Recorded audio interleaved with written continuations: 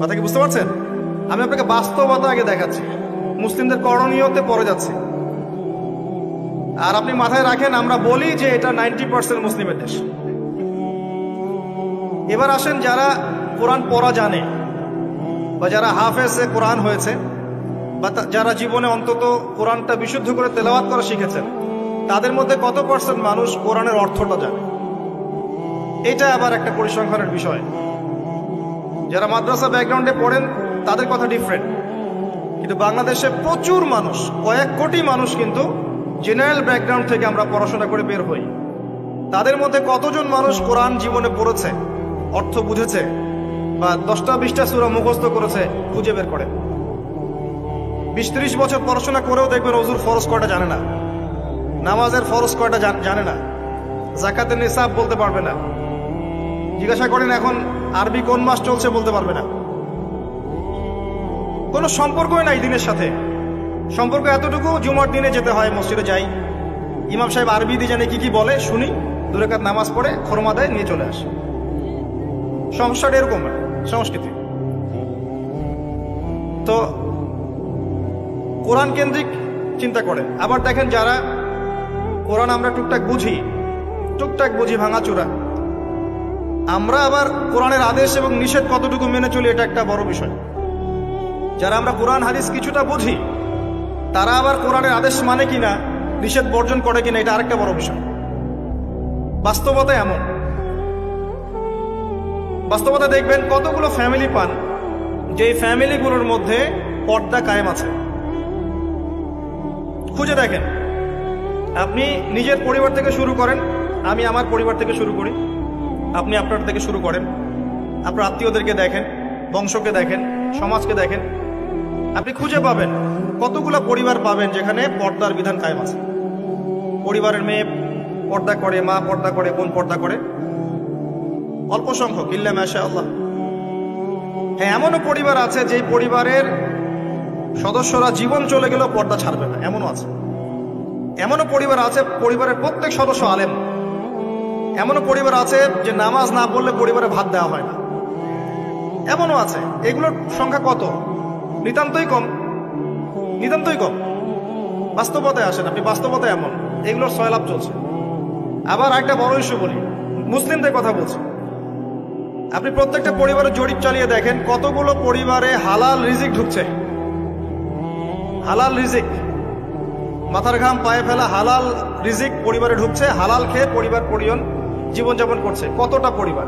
Maximum পরিবার সুদখোর, maximum. যে আমি নিজেকে সুদ থেকে মুক্ত মনে করছি,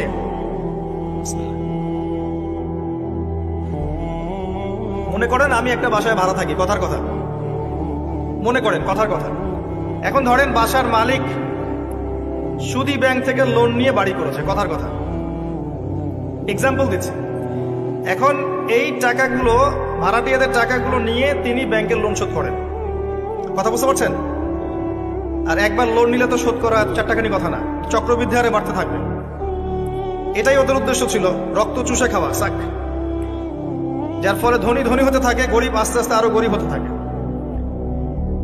আর আমি অনেকদিন বলেছি এটা মায়ের সাথে জেনা করার মতো পাপ, এবং আল্লাহ এবং তার রাসূলের সাথে যুদ্ধ করার মতো পাপ।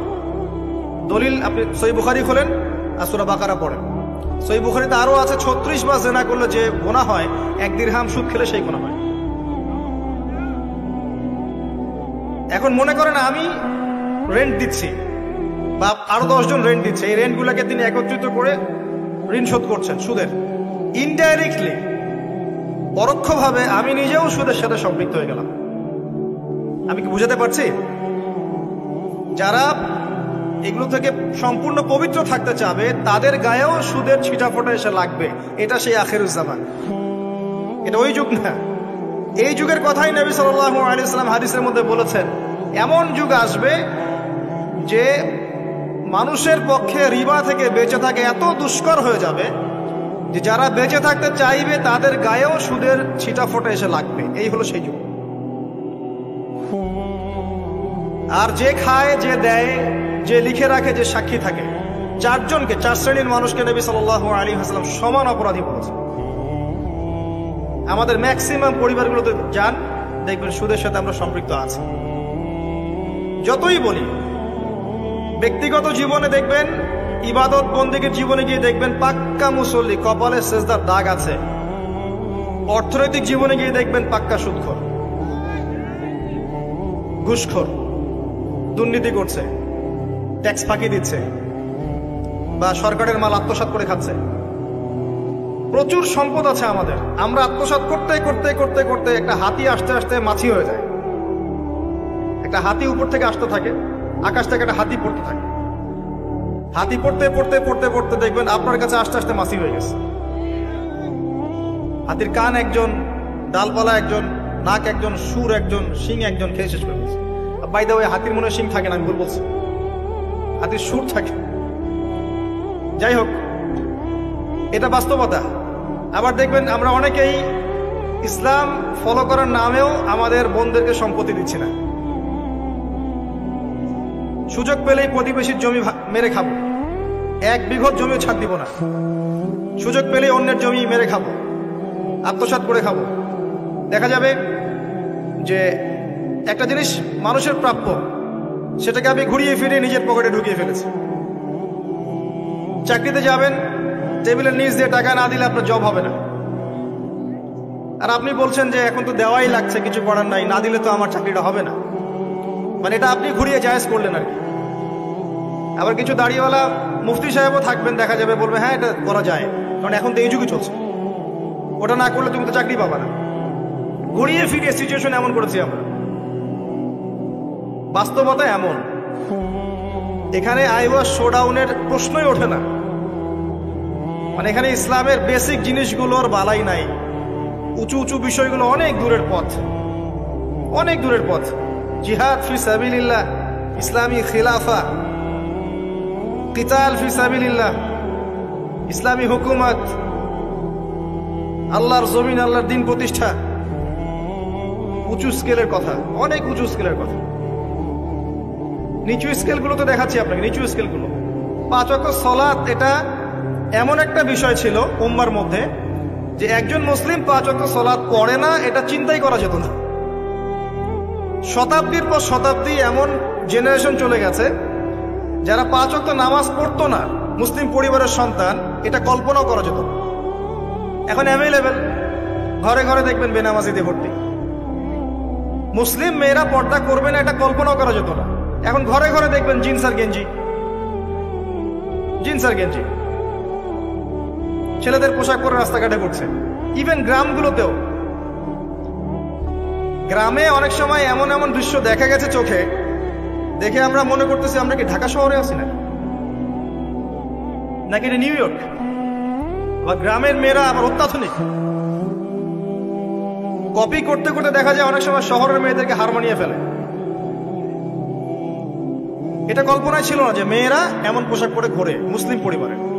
মুসলিম পরিবারের মানুষ কোরআন তেলাওয়াত করতে পারে না, এমনটা হিস্ট্রিতে কখনো ছিল না, খুব কম, রেয়ার। এখন এসে দেখবেন এটা অ্যাভেলেবেল, ঘরে ঘরে দেখবেন কোরআন পড়তে পারে না। কোরআন তেলাওয়াতের কথা বলছি, এবারত তো অনেক দূরের কথা। এবারত বুঝতে তো আরো 10 বছর লাগবে। তারপরে হাদিসের কিতাব, ফিকহের বই, ইসলামের ইতিহাস, ইসলামিক অর্থনীতি, জিওপলিটিক্স, অনেক দূরের পথ। আমি শুধু নর্মাল কোরআন তেলাওয়াতের কথা বলছি, বিশুদ্ধ করে। একটা মক্তবের বাচ্চার যে যোগ্যতা, দেখবেন জেনারেল পড়ুয়া বিবিএমবিএ করে বের হয়েছে, ওর সেই যোগ্যতা নেই কোরআনের ক্ষেত্রে। একটা মাদ্রাসার ছোট ক্লাসের বাচ্চা, ক্লাস 5-6 পড়ে, দেখবেন কোরআন যেভাবে পড়তে পারে, একজন বাইরে থেকে ডিগ্রি নিয়ে আসছে সেটা পড়তে পারে না। এরপরেও সে বলছে আমি শিক্ষিত, এবং সেখান থেকে পাশ করে এসে বলছে যে ইসলাম এই যুগে চলে না, ওই যুগে চলতো। পর্দার বিধানগুলো আসলে ওই যুগে ভালো ছিল, এই যুগে এগুলো চলে না। এটা এগিয়ে যাওয়ার যুগ, এটা কো এডুকেশনের যুগ, এবং এটা হচ্ছে ফ্রি মিক্সিং এর যুগ। ফ্রি মিক্সিং বোঝেন তো? নারী পুরুষ একসাথে চলবে, মাহারাম গায়রে মাহারাম একাকার, এটার নাম ফ্রি মিক্সিং। যেমনটা আপনার স্কুলে চলছেন, কলেজে চলছেন, ইভেন জব সেক্টরেও চলছেন, প্রতিটা সেক্টরেই চলছেন, ইভেন পলিটিক্যাল ক্ষেত্রেও চলছেন ফ্রি মিক্সিং। মিছিল করছেন, সামনে মহিলা, পিছনে আপনি, ফ্রি মিক্সিং। কোনো ওয়াজ মাহফিলে দেখলাম যে মহিলা এসে বক্তব্য দিচ্ছে, হ্যাঁ, পাশে আলেম বসে আছেন, চা খাচ্ছেন। আপনি কোথায় আছেন? প্রিয় ভাই, বলতে থাকলে অনেক কষ্ট পাই, গলার ভয়েস উঁচু হয়ে যায়, অনেকের খারাপ লাগে, কিন্তু কিছু বিষয় না বললে হক আদায় হয় না, আল্লাহর কাছে জবাবদিহি করতে হবে তখন। এই জন্য কিছু বাস্তবতা আপনাকে বোঝানোর চেষ্টা করছি, এবং এর মধ্যে ইনশাআল্লাহ আমি কিছু সলিউশন আপনাকে দেওয়ার চেষ্টা করব, নিজেকে এবং আপনাকেও। আমি যা বলছি আল্লাহ পাক সবার আগে আমাকে আমল করার তৌফিক দান করুন, পরে আপনাদেরকে তৌফিক দান করুন। বলাটা অনেক সহজ, করাটা খুব কঠিন। আল্লাহ পাক এটাই বলেছেন সূরা সফের মধ্যে, লিমা তাকুলুনা মা লা তাফআলুন, তোমরা এমন কথা কেন বলো যা তোমরা নিজেরা করো না। কাবুরা মাকতান ইনদাল্লাহি আন তাকুলু মা লা তাফআলুন, আল্লাহর কাছে অত্যন্ত নিকৃষ্ট এই কাজটা যে তোমরা নিজেরা করো না কিন্তু মানুষকে বলবে। আমি মেরাজের সময় একটা হাদিস মনে করাই আপনাদেরকে। এখন মেরাজের সময় চলছে, আপনারা হয়তো মেরাজ পার করেছেন। তো এখানে নবী সাল্লাল্লাহু আলাইহি ওয়াসাল্লাম কিছু শাস্তি দেখে এসেছিলেন। তার মধ্যে একটা শাস্তি ছিল এমন যে এক শ্রেণীর মানুষের জিহ্বাকে আগুনের কেচি দিয়ে কেটে দেওয়া হচ্ছে। আমরা বলি নাউযুবিল্লাহ।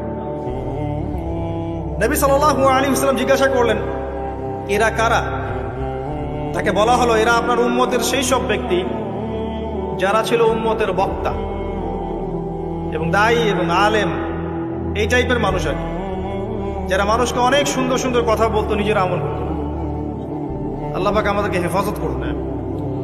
আমি অনেস্টলি বলছি, আমি যা জানি, যতটুকু আল্লাহ পাক আমাকে জ্ঞান দিয়েছেন, এর 30% আমি আপনাদেরকে বলতে পারি না, 30-40% আমি আপনাদেরকে বলতে পারি না যা আমি জানি, আর আমি খুব কমই জানি।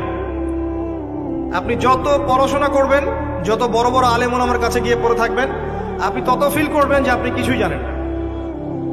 আর আপনি যত চটি বই পড়ে মৌলানা হয়ে যাবেন, দু চারটা অনুবাদ পড়ে হাদিসের বলবেন আমি মুফতি হয়ে গেছি, তখন আপনার কাছে মনে হবে আমি অনেক জানি, আমার চেয়ে বড় জ্ঞানের কে আছে, আমি হকের ডিলার, আমি জান্নাতের ডিলার, আসো লিজ লাগলে নিয়ে যাও, ভাবখানা এরকম।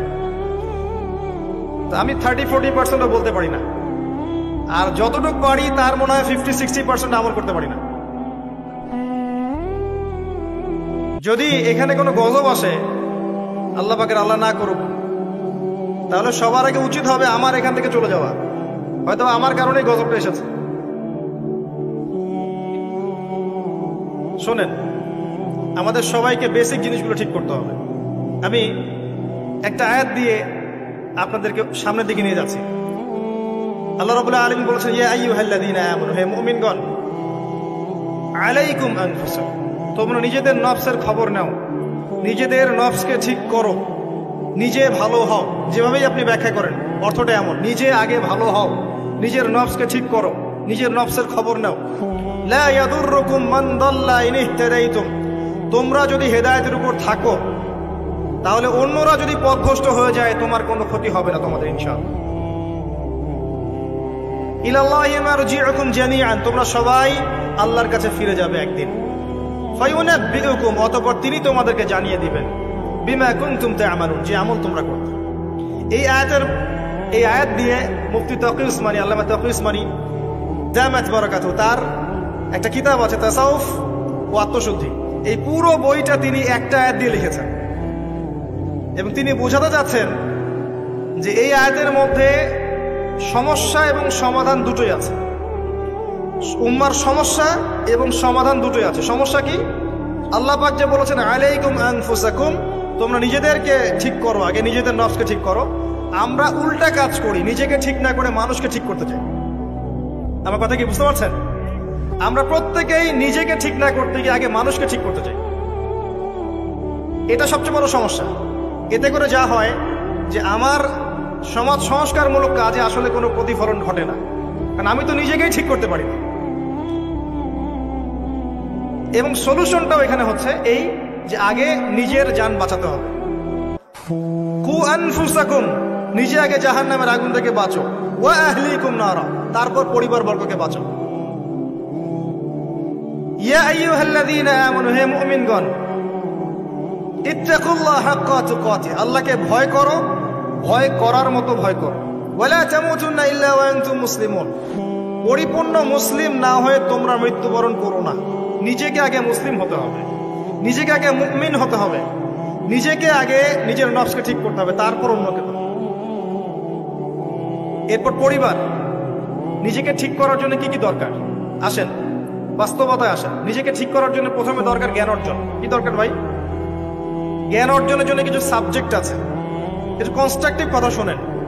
সাবজেক্ট আছে, আপনাকে আগে আল কোরআন পড়তে হবে 1 নাম্বার, 2 নাম্বার আপনাকে হাদিস পড়তে হবে, 3 নাম্বার আপনাকে ফিকহ পড়তে হবে, 4 নাম্বার আপনাকে ইসলামের হিস্ট্রি পড়তে হবে, ইতিহাস, 5 নাম্বার ইসলামের অর্থনীতি পড়তে হবে, 6 নাম্বার ইসলামিক ফিলোসফি পড়বেন, 7 নাম্বার রাসূল সাল্লাল্লাহু আলাইহি ওয়াসাল্লামের জীবনী পড়বেন, সাহাবায়ে কেরামদের জীবনী পড়বেন, 8 নাম্বার শিখবেন। এরকম কিছু সাবজেক্ট। জিওপলিটিক্স পড়বেন। এর পাশাপাশি জেনারেল লাইনে যা যা পড়ছেন এগুলো পড়েন, কোনো সমস্যা নেই। কিছু সাবজেক্ট আছে, জ্ঞান অর্জন করেন। আর এই জ্ঞান আল্লাহর পক্ষ থেকে আসবে। বই পড়লেই যে সবাই জ্ঞানী হয়ে যাবে এমনটা নয়, এটা ভুল ধারণা যে বই পড়লেই, একটা বই শেষ করলাম আরেকটা ধরলাম, আরেকটা শেষ করলাম আরেকটা ধরলাম, এতে আমি জ্ঞানী হয়ে যাব, এটা একটা ভুল কনসেপ্ট। সবসময় মনে রাখবেন ভাই, জ্ঞান আল্লাহর পক্ষ থেকে আসে। জ্ঞান আপনি হাজারো চেষ্টা করলেও ওই বিষয়ের বুঝ আপনার ভিতরে নাও আসতে পারে। আল্লাহ বলেছেন ওয়াকুলিল হাক্কু মির রাব্বিকুম, হক সেটাই যেটা তোমার রবের পক্ষ থেকে নাজিল হয়। জ্ঞান সেটাই যা তোমার রবের পক্ষ থেকে নাজিল হয়। ফামান শাআ ফালইউমিন, যার ইচ্ছা হয় সে ঈমান নিয়ে আসুক। ওয়ামান শাআ ফালইয়াকফুর, যার ইচ্ছা হয় সে অস্বীকার করুক। ইন্না আ'তাদনা লিয-যালিমিনা নারান, আমি জালেমদের জন্য আগুন প্রস্তুত করে রেখেছি। জ্ঞান আল্লাহর পক্ষ থেকে আসে, তবে একটা সিস্টেম আছে। এই সাবজেক্টগুলো পড়তে হবে, পরে ওলামায়ে কেরামের কাছে গিয়ে বুঝতে হবে। একা একা বোঝা যাবে না। একা একা বুঝতে গেলে আপনি বিভ্রান্ত হয়ে যেতে পারেন। এখানেই সোহবতের প্রশ্নটা আসবে যে আপনাকে হকপন্থী আলেম ওলামার সাথে থাকতে হবে। আপনি থাকলে তাদেরকে দেখেও দিনটা শিখবেন। একজন ব্যক্তি যার মধ্যে সুন্নত আছে তাকে দেখে আপনি সুন্নত শিখতে পারেন। দেখবেন আমরা যারা স্কুল কলেজ বিশ্ববিদ্যালয়ে পড়াশোনা করেছি, আমাদের অনেক টিচার ছিল, ফেভারিট টিচার, পছন্দের টিচার। আমরা ওদেরকে কপি করতাম। তাদের চিন্তা, তাদের চেতনা, তাদের চলাফেরা, ওঠা বসা, পোশাক আশাক আপনার মধ্যে ঢুকে গেছে, ঢুকে নাই? তারা দীর্ঘদিন আপনাদেরকে পড়িয়েছেন, দর্শন শিখিয়েছেন, ফিলোসফি শিখিয়েছেন, ভালো মন্দ ডিল করতে শিখিয়েছেন। পরে তাদের বুঝে আপনি জগৎকে বুঝেছেন। আমার কথা কি বোঝা যায়? ওস্তাদ এমন একটা জিনিস। একইভাবে যদি আপনি হকপন্থী ওলামায়ে কেরামের কাছে থাকেন, তাদেরকে দেখেন, তাদের সোহবতে যান, পড়াশোনা করেন, আপনি তাদের কাছ থেকেও দেখে অনেক কিছু শিখতে পারবেন। আর এভাবেই সাহাবায়ে কেরাম রাদিয়াল্লাহু আনহুম আজমাইন নবী সাল্লাল্লাহু আলাইহি ওয়াসাল্লামকে দেখে দিন শিখেছিলেন। তারা কিন্তু বাসায় গিয়ে বই পড়ে দিন শিখেন নাই। আমার কথা কি বুঝেন? তারা কিন্তু বাসায় গিয়ে বই পড়ে দিন শেখেন নাই। এখন আমরা কতজন আলেম ওলামার কাছে যেতে চাই? যেতেই চাই না। বইপত্র অ্যাভেলেবেল, বাসায় পড়বো, জ্ঞানী হয়ে যাবো, তাই না? আবার মাশাআল্লাহ দেখা যায় অল্প কিছুদিন পড়াশোনা করে এটা সহি, এটা জয়ীফ, এটা জাল, এটা মাউজু, এটা অমুক, এটা তমুক, এগুলো ফতোয়া শুরু করে দেয়। অথচ সহি জয়ীফের খবরই জানে না সে, কোনটা সহি হয় কোনটা জয়ীফ হয়। তো বাস্তবতা কঠিন। প্র্যাকটিক্যালি আপনাকে জ্ঞান অর্জন করতে হবে আগে। 2 নাম্বার হচ্ছে জ্ঞান অনুযায়ী আমল। জ্ঞান অনুযায়ী আমল খুব ইম্পর্টেন্ট। এর জন্য একটা ফর্মুলা বলছি, অনলি একটা। আপনি আপনার জীবনের প্রতিটা কাজ রাসূলুল্লাহ সাল্লাল্লাহু আলাইহি ওয়াসাল্লামের সুন্নাহ মতো করার চেষ্টা করেন। পারবেন? পারা যাবে ইনশাআল্লাহ। প্রতিটা কাজ, রাত হয়েছে ঘুমাতে যাবেন, ঘুমান নবীর সুন্নাহ মতো, ওঠেন তার সুন্নাহ মতো, বাথরুমে যান তার সুন্নাহ মতো, বের হন তার সুন্নাহ মতো, খান তার সুন্নাহ মতো, পরিবারের সাথে সময় কাটান তার সুন্নাহ মতো।